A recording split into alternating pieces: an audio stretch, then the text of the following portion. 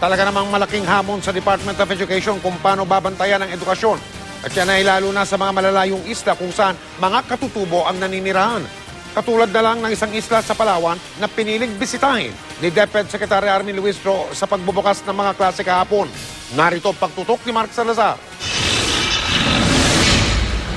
Sakay ng bangka sa aming harapan si Education Secretary Armin Luistro at papunta kami ngayon sa isla ng Lumber Camp, isa sa maraming isla ng Palawan.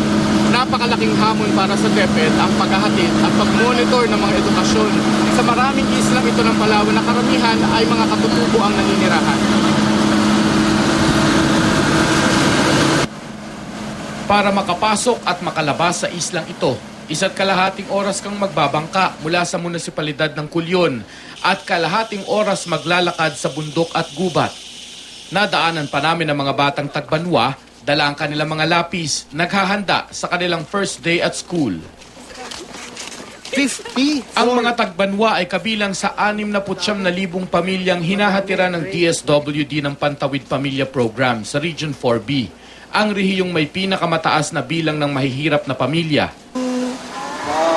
Ito ang Lumber Camp Elementary School, ang nag-iisang susi ni Mea Gugma para makaahon sa naiiwan nilang pamumuhay sa islang ni kuryente ay wala. Valedictorian si Mea pero wala sa pangarap niyang iwan ang Lumber Camp. Anong pangarap nga ulit? Nursing. Bakit nurse? Para po makatulong po ako sa mga kamag-anak ko na may sakit.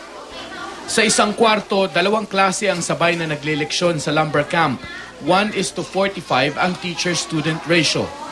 Dito, kapag nakatapos ka ng elementary, okay na. Dahil tatawid ka pa ng dagat kung gusto mong mag-high school sa munisipalidad ng Culion. Sa tulong ng donasyon ng mga dating estudyante ni Brother Armin Luistro sa Lasal, may high school na rin ang Lumber Camp. Dahil nga sila yung pinakamalayo, palagi ko pag gumagawa ng programa ang gobyerno at ang DepEd, kailangan nasa isip namin, paano kaya makakarating ito unang-una doon sa pinakamalayo? Sa ilalim ng K-12, hindi raw praktikal na tayuan ng high school ang bawat islang barangay, gaya ng Lumber Camp. Dahil hindi lahat ng isla ay pwedeng padalhan ng Department of Education ng guro para sa specialized courses ng senior high. Pinag-aaralan na namin yung pamimigay ng mga bamboo na bisikleta, ng mga yellow boats, yung mga bangka para dun sa mga malalayong tumatawid pa ng dagat o kaya ay ng mga ilog. Malayo man sa maayos at nararapat na sitwasyon ng isang paaralan ang Lumber Camp Elementary School, nakakatuwa namang makita na ang mahigit 300 estudyanteng tagbanwa kulang sa gamit pero sapat ang baong pangarap para makatapos.